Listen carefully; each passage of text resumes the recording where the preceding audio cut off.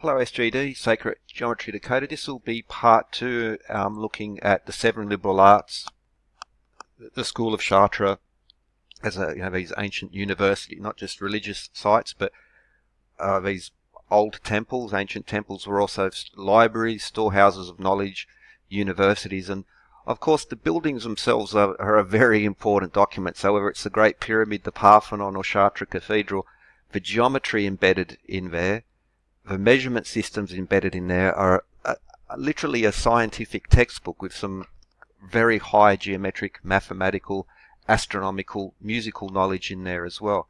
And this being part of this ancient Masons tradition, so whether it was the stone to build the ancient Greek temples, ancient India, the Twin Rivers, more than likely I haven't investigated, I've briefly investigated the Mayan temples, for instance, and they have the same proportions and measurements very curiously in there as well.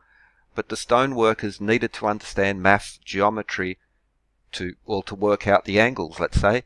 But also archaeoastronomy has shown that astronomical alignments is basically a universal in these old temples, whether it's Christian, Buddhist, Hindu, Islamic, pagan. It is literally a constant stone circles even. But so first part, we've been over these 7 liberal arts. It's been a very, at least since the medieval period, and still with us today. It's a different philosophy of education, where it's a rounded education where instead of these separate subjects are brought together, and so you don't specialize in one without becoming a specialist in the other, so to speak, which is very different from our system now, where you go to math class, you have no education in music. You go to music, you have no education in math, and vice versa. But these old symbols, and again the compass and the square, and Chartres Cathedral has these Greek philosophers as well. And Euclid and Pythagoras are not the only one. If you look, you can just do a more in-depth search to get more information in here, but we have these old geometricians, but also the 7 liberal arts literally built in there. Again, the school of Chartres and these other cathedrals, not really a secret at all. Now, the level, the depth of their sophistication, I think it's downplayed a little bit. We like to think that we're at the height of, because we have the internets, we like to think we're at the height of things, but 7 liberal arts divided into the trivium, which is grammar, logic, and rhetoric, and then we have the higher of the 7 liberal arts, the quadrivium, music, arithmetic, geometry, and astronomy. Still, these are measurable, and that's the basis of even modern science. And this will be a theme because the ancient gods of architecture, of knowledge, and weights and measures, and chemistry, where it's in China, even Ningasida, in Sumer and Babylon, Hermes, Mercury, Greco-Roman world, Thoth and Shesset in ancient Egypt. They were the gods of math, library, keeping, writing.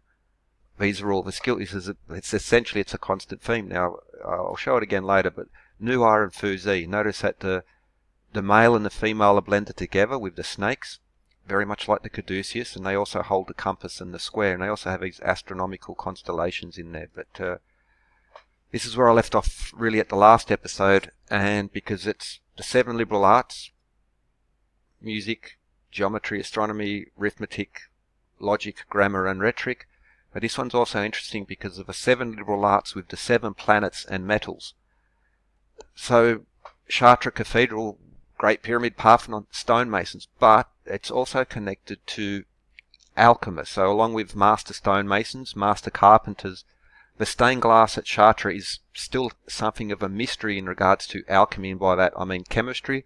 This was another skilled ancient craft that these skilled craft guilds were able to negotiate with the bishops to get higher wages, more freedom as well. This was the beginning of the movement towards the type of world we are in now, less feudal as it is. No, by means we're nowhere near perfect, but for instance, the stained glass, you have to have chemistry to make the colours, and also the glass at Chartres is something of a mystery as well because of the way that light comes through. So even on a low light day, it still seems as if there's a very bright sun behind it, which is another one of these enduring mysteries of these ancient craft guilds and the skills that they had.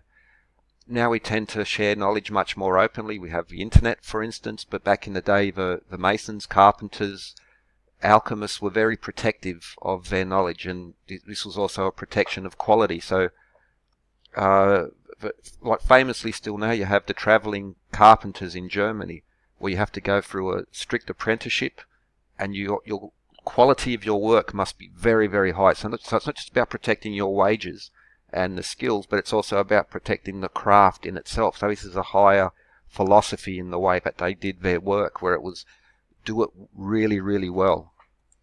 But so apart from the stonework, for instance, the metalwork in whether it's Chartres or any of these old cathedrals or these old temples, the metalworking to make the statues and all the ornamentations, the holy vessels, this was another high skill of these ancient trades of the craft guilds. So 7 liberal arts with the 7 planets, for instance, sun and moon, I believe it would that be moon, sorry I can't read it, but moon and sun, but we also have, well, I'm pretty sure it's going to be Mercury there, but anyway, this is a woodcut based on the 12 Keys by Basil Valentine. When it comes to alchemy, Basil Valentine's the bee's knees really in the more medieval sense. Whether Basil Valentine was one person or many people who wrote under that pen name, he wrote a text, but these were printed, I think 2 centuries later, but they're based on that. And the 7 planets and the 7 metals, well, that's what we have here. We have the 7 planets and the 7 metals, like sun and moon. We have Mercury here, Venus, which is still the female sign, and copper, as well as Jupiter and Saturn. This is another work by, again, the 12 Keys of Basil Valentine. Once again, the sun and the moon, which the sun is gold, the silver is moon, Mercury is Mercury, copper, Venus, Mars is iron, and also Saturn and Jupiter for tin and lead. This is 1615, Stefan Mikkelspacher, one of these important alchemical texts from a little bit later, but carrying through with that original tradition. And so if we zoom in, we have like Venus, Mars, Sun, or Apollo, Mercury, the Moon, or Artemis, Jupiter, and Saturn. You can even see Saturn with the child, and with the scythe, and Jupiter with the thunderbolt. But they also represent copper, iron, gold, mercury, silver, tin, lead, the 7 metals essential in alchemy, metalwork of that time. So that's what's happening with this image of Rebus as well. And while we're on there, you'll notice that Rebus, we see the alchemical wedding of sun, gold, the male, and silver, the moon, female, coming together with the compass and the square. This again, these images, sun and moon, compass and square. And also notice the 7 stars around the outside on this Masonic illustration. And I'll bring this back up because Nuar and Fuzi in ancient China, compass and square, the fusion of male and female. Okay, so these connections with Masonic symbols, one just a couple of days ago, Plumb line, also back in the day, cornerstones, and how what's usually now connected to Freemasonry is very, very ancient traditions. I'll put some links in the descriptions to a series I did on Heliopolis, but also one on Shesset, who was really the superior to Thoth in ancient Egypt, but she'd become less popular over time, and Djibouti or Thoth would become more dominant. But Shesset, she who scribed, she was the record keeper, the library keeper, the mathematician, the surveyor, the architect of that time. So whether it was Basil Valentine or later alchemical works such as Mikkelspacher, we see the planets, but also the 7 metals. 7 planets and 7 metals and the 7 liberal arts. And it's also worth noting, again, this is another image, it's the same one, but now we're going to focus because here we have these 7 steps of alchemy.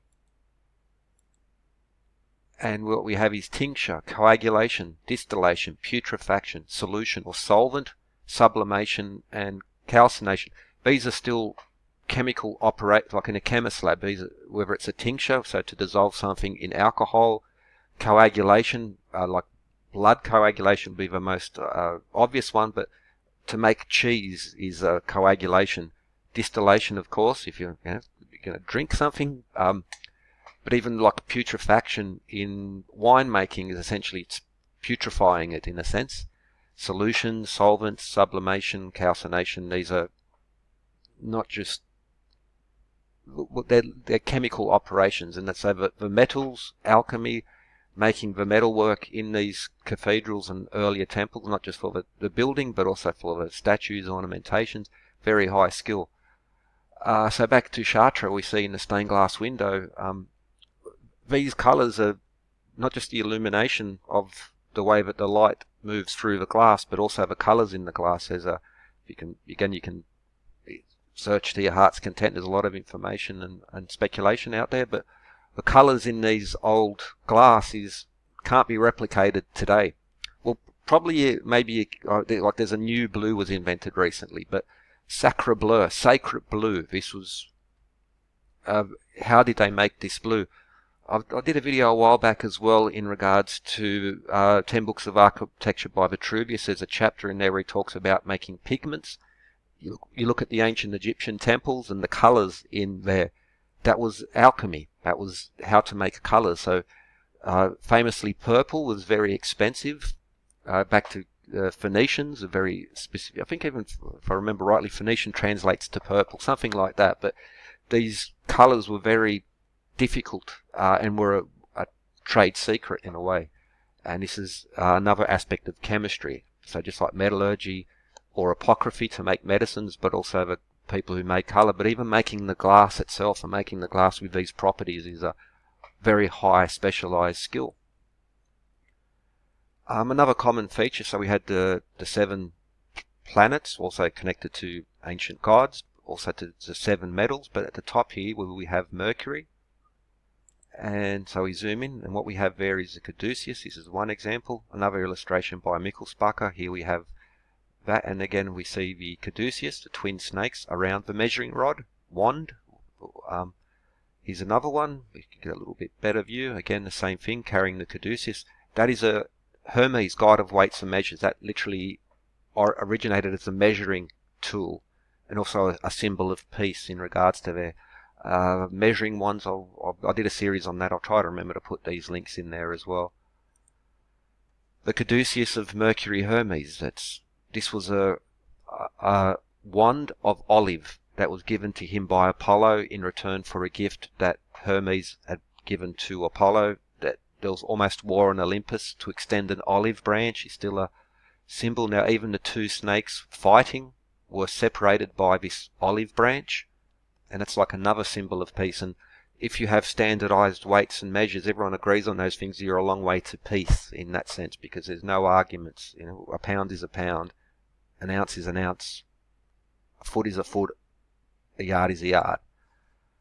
But in these, for instance, we'll see one there, I forgot to include that one, but what do we have? This is 7 liberal arts, and again we have the caduceus. Once again, so the quadrivium is based around weights and measures. You need to measure in astronomy, you need to measure in geometry. Well, obviously with arithmetic, it's calculations, these calculations, but also music relies on measurement to do, Pythagorean tuning, for instance, to get these at the right proportions. And again, we see as 2 caduceus, sometimes called kundalini there. This brings us back to the quadrivium and the trivium. So the quadrivium, Hermes or Thoth, Shesset, gods of weights and measure, and the quadrivium, weights and measures. It can't be separated, and it's back again to whether it's modern science or ancient science. If you can't weigh, if you can't measure, if you don't have a way to communicate that information, you can't transmit scientific information. Okay, I was hoping to finish this in a 2-part. I'll have to do it in a 3-part. I'll post that soon as well. Cheers, have a good one.